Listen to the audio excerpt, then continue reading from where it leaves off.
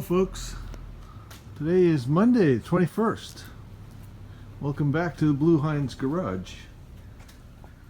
Well, as you can see, the saga continues. Here, let me show you what, really quick here. That look a little different. You see the two arms, you see the yellow arms? Those are the lift arms. And the pieces that are extending those out, that's unistrut. That's stuff electricians and plumbers use to make supports for things. And then the rod's going up. That's holding up the back of the motor right now because the transmission is gone. So what I did is I drilled and tapped the arms, the yellow arms, and put a bolt in the side of each one of those pieces of strut. So that the lift is holding up the car and the motor, and as the car goes up and down, the motor goes up and down. So I was going to put legs under it, but that means you can't move the car. So this works a lot better, and that on the floor there is so I can let the car down. I let the car down, and the blocks go under those strut arms, so it takes all the pressure off of the arm, off of the strut, just as a safety precaution. All right, and here's what's going on here. You have already seen, if I had put this together the way I intend to do it, you've already seen a picture of this with old black paint on it. I brought it home. This was on the shelf in storage. My son had this in a 65 Nova a number of years ago. This is a Muncie. So what we're doing, since the T10 has gears that are not favorable, they're a little on the high side, since we have a high rear end gear. And the fact that parts are getting hard to come by for those, we had this on the shelf. This is a Muncie, which Muncies are all later than the early, in this case, though we had the early T10. This one, I believe, if I have the dates right, is M20. I know that. And based on the information we have to go by, somebody in the past on this one has ground all the numbers off the case. I guess in an effort to make it look pretty. The case is smooth where the numbers used to be. But the input shaft has two rings in it, horizontal rings in it, and that indication tells us, I believe the dates are 67 to 71, M20 Muncie, and that puts a gear ratio at hopefully 254 to 1. You notice there's nothing in it now. I brought it down to the transmission shop, and he took it apart this morning and gave me the case so I could bead blast it, get it nice and clean. I'll eventually paint it, but I don't want to paint it and then give it back to him. I want him to be able to do his work on it first, not having to worry about a finish, and then I'll paint it. So at this point, it's cleaned and ready for paint. I could not do this if he did the work, put it all together. You don't want to bead blast it because one way or another that stuff gets inside of it. So it's all prepared now. This is totally empty inside. So anyway, that's what's going on with this. Going to bring that back to him tomorrow. He said, he did tell me one thing. This is for the shaft for the cluster gear. No, for the cluster gears, and that's a bit loose, which means it'll probably leak oil. So what he does with this is he sends the case to a machine shop. They drill it out, press a bushing in it that has the proper clearance for the shaft so that it won't leak. So anyway, that's the first thing that's going to happen to us. So another reason why you wouldn't want to paint it first and then send it to him. But anyway, that's what's going on at this point. Also have a new I don't know if I told you in the last video. Also have a new differential on order, but that they told me is going to be 6 weeks, probably. They're a little back ordered because of the COVID thing. They're a little back ordered on some of their supplies. And that will have a better rear end gear. That's the reason for the new rear end. This rear end has 308s. That one will have 350s. So it'll still be decent for the freeway and a little better for moving the car. Anyway, more later. Bye.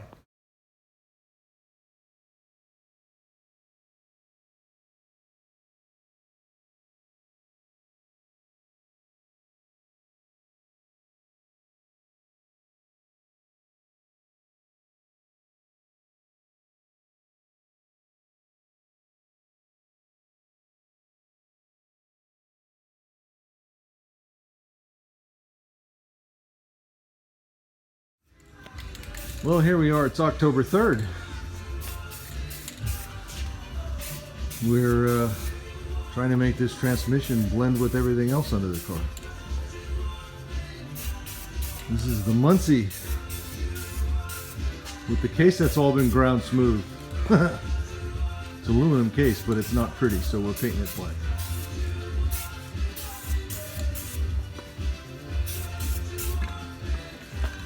Supposedly it's all rebuilt, it's got all fresh stuff inside of it that needs to be freshened up. It wasn't bad, supposedly. But we know it's good now. And a professional shop put it all together for us. Anyway. Hopefully tomorrow we'll be poking it in the car. Okay, well, good morning and welcome back. It is Sunday the 4th of October. And here's the result of yesterday's efforts. See, the transmission is painted. We set it up on here so we could shoot it. And, sorry, didn't mean to move around that fast. Here's all the little odds and ends that go with it. You know, the shifter arms, all that stuff, the shifter itself, and the clutch is installed. You remember I wasn't too sure of the clutch that was in it, so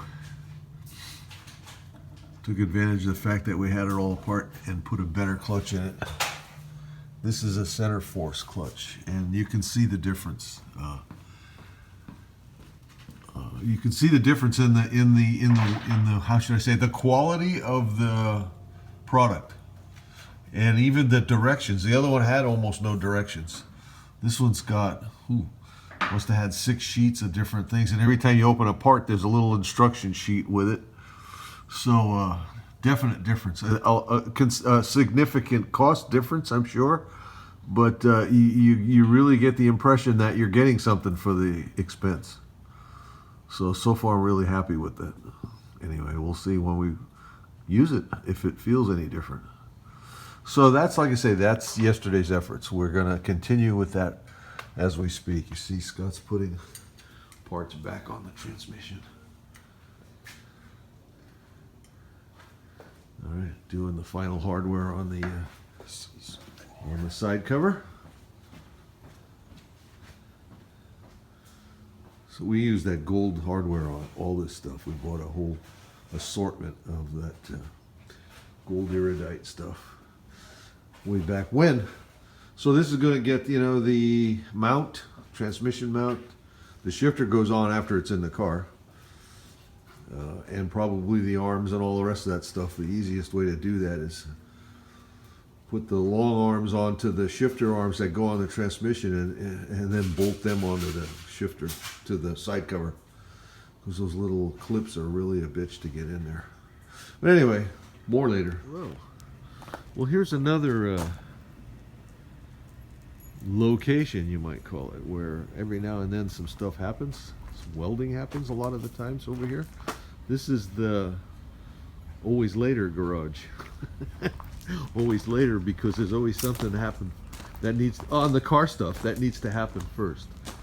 You see, this is, I've mentioned this before. My son had the 57 Chevy when he was 14. This is the bones of it. You notice it's one of those California style chassis, the one-piece side members. box tubing instead of 2 channels welded together like mine is. And he's adding a lot of that Art Morrison stuff.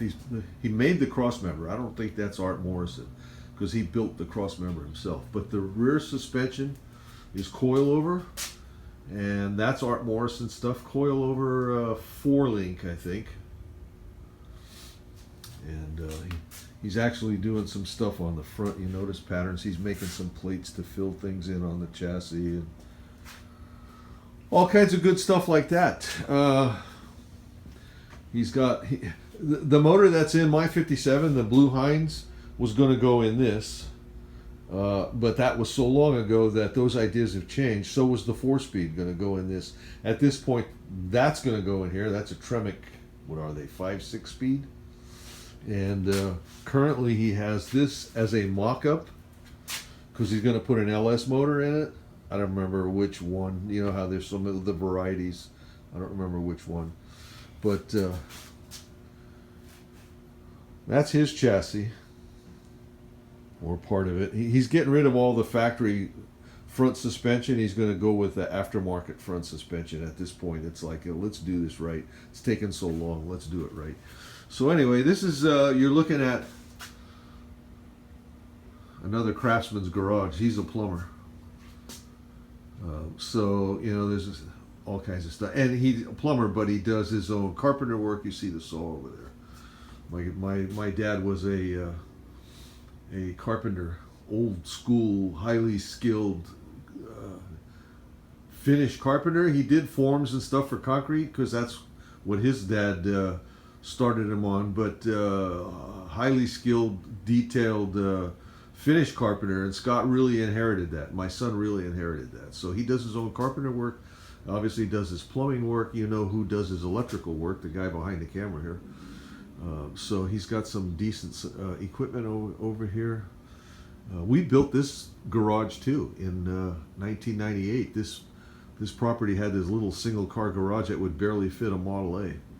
And while this one's a lot better than that, it's still, you can see it's still highly condensed, highly organized and condensed. So anyway, we're here now. We're going to use this press that's over here to change the yoke on the drive shaft. The yoke that was on the drive shaft was a different spline than the yoke on the back of the Muncie. This one is finer, I believe. So, and I have a yoke for it. There it is, sitting there on the bench. Right there. Just painted it yesterday. That we're going to put on. The drive shaft is sitting right here, all covered up because it's powder coated. We didn't want to damage it on the way over here. We're going to put that yoke on the end of the drive shaft using this press. Okay, the Hula Girl press. All right, so anyway, that's why we're here. Later.